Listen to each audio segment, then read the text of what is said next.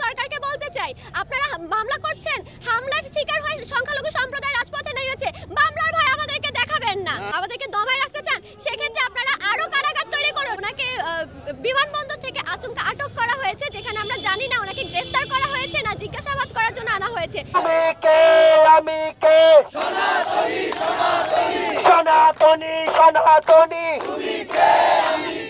কুরুক্ষেত্রের হাতিয়ার গর্জে উঠুক আরেকবার। চিন্ময় প্রভু গ্রেপ্তার কেন? আমাদের ৮ দফা দাবিগুলোর মধ্যে প্রথম দফা হচ্ছে ৫ই আগস্ট থেকে বিভিন্ন সময়ে যে সংখ্যালঘু সম্প্রদায়ের উপর হামলা হয়েছে তার সুষ্ঠু বিচার ট্রাইব্যুনাল গঠনের মাধ্যমে সুষ্ঠু বিচার চাইছি আমরা।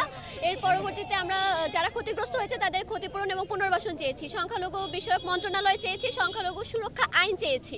পাশাপাশি আমরা দেবোত্তর সম্পত্তি পুনরুদ্ধার এবং অর্পিত সম্পত্তি প্রত্যার্পণ আইন চেয়েছি এবং একই সাথে বিভিন্ন কলেজ এবং বিশ্ববিদ্যালয়ে সংখ্যালঘু সম্প্রদায়ের জন্য প্রার্থনা কক্ষ চাওয়া হয়েছে, সংস্কৃত এবং পালি শিক্ষা বোর্ডের উন্নয়ন চাওয়া হয়েছে এবং শারদীয় দুর্গোৎসবে 5 দিন ছুটি, প্রবারণা পূর্ণিমায় বৌদ্ধদের জন্য 1 দিনের ছুটি এবং ইস্টার সানডেতে খ্রিস্টানদের জন্য 1 দিনের ছুটি এবং আদিবাসী সম্প্রদায়ের বৈশাখীর জন্য আমরা 1 দিনের ছুটি দাবি করেছিলাম।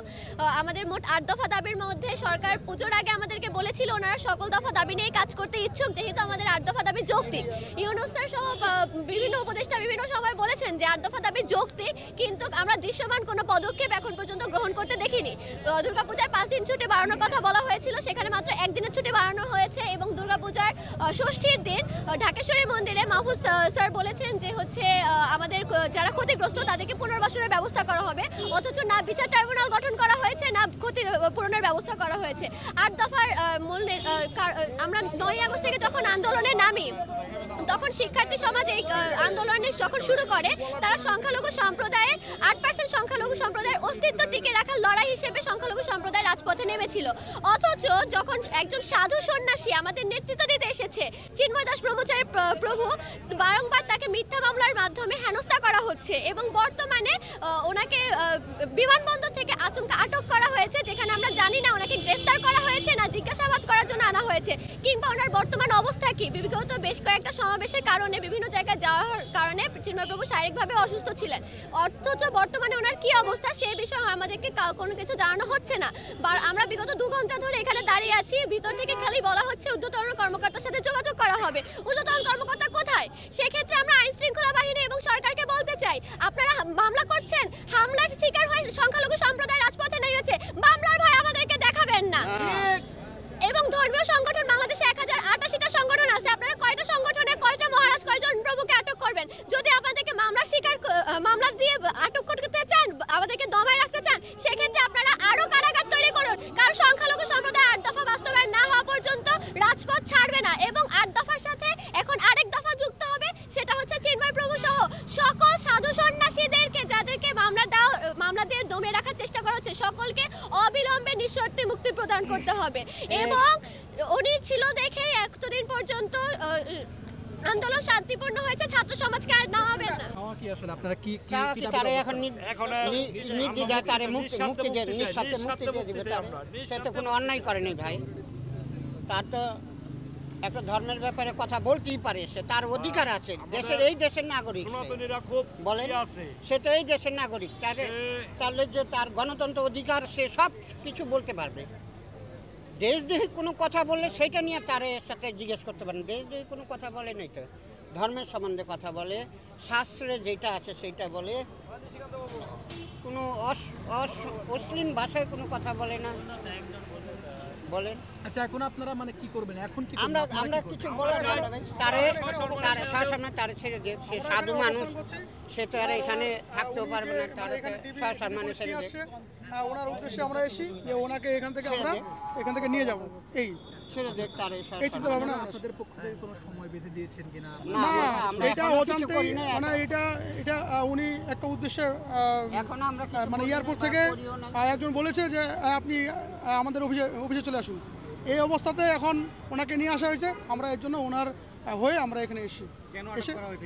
মানে এই সম্বন্ধে কোনো জানা নেই যে কেন আটক করা হয়েছে, এই জন্য আমরা এখানে এসেছি, এসে আমরা অবস্থান করছি, দেখি এখন ওনারা কি করে। আচ্ছা, আপনার ধারণা কি, মানে কি অভিযোগে তাকে? এটা আমরা তো জেনেছি যে রাষ্ট্রদ্রোহী মামলা ছিল, এখন এটা তো ভিত্তিহীন এবং এবং ভিত্তির উপর উনি তো জামিনে আছে, উনি মোট কথা জামিনে আছে। এবং মানে কেন ডিবি পুলিশ তাকে আটক করলো বা এখানে ডিবিতে নিয়ে আসলো এই বিষয়ে আমরাও জানি না, তবে আমরা এখানে জানার জন্য এখানে একজন আটক করতে হলে তার সম্বন্ধে কোনো নোটিশ জানাতে হয় যে আপনি বা কিছু আছে, এই ধরনের কোনো নাই তো তার বলেন, তার তো এই ধরনের কোনো নাই। কোথা থেকে আটক করা হয়েছে, কিভাবে আটক করা হয়েছে? এয়ারপোর্টে। তো আমরা যেটা শুনলাম যে ওনারা হচ্ছে এখন অফিসারদের সাথে আলাপ করে কি তদন্ত হবে। তো আমরা এখানে অবস্থান করছি, আমাদেরকে ওই পাশে যেতে বললো, তো আমরা এখানেই আছি। তো ওনারা বললো যে না না, মানে উনি বললো যে মানে ভিতরে মানে অফিসাররা কথা বলবে, তারপরে মানে কিছু জানানো হবে না। আমরা এই দেশের নাগরিক, আমাদের এখানে গণতন্ত্রের অধিকার আছে, যেহেতু আমরা এই দেশের নাগরিক। অতএব এখানে মানে কেন নিয়ে আসে এটা আমরাও জানি না, তবে আমরা চাচ্ছি যে এখানে এসে যেন আমরা দেখি যে ওনাকে মানে এখান থেকে ছাড়ে দেওয়া হয়। আমরা সনাতনীরা বিশ্বাস করি এই বাংলাদেশ আমাদের মা এবং মাটি, কিন্তু এই মা এবং মাটিতে যদি ভূমিপুত্রদের বারবার অত্যাচার করা হয়, তাহলে এই দেশের 3 কোটি সনাতনী কঠিন দুর্গ করে তুলবে। সকল অন্যায় এবং অপরাধীরা সেই সাথে বেঁচে যাবে। আমরা বিশ্বাস করি এ দেশের 90% মুসলমানের ভিতরে সবাই খারাপ না, অধিকাংশ মুসলমান আমাদের ভাই, তারা আমাদের সাথে আছে বলেই আমরা এই শান্তিপূর্ণ আন্দোলন করতে পারি। কিন্তু যে সকল দুষ্কৃতিকারীরা এই শান্তিপূর্ণ এই সোনার বাংলায়, এই অসাম্প্রদায়িক বাংলায় আমাদের অধিকার হরণ করতে চাচ্ছে, তাদের বিরুদ্ধে আমরা কঠিন আন্দোলন করে তুলব।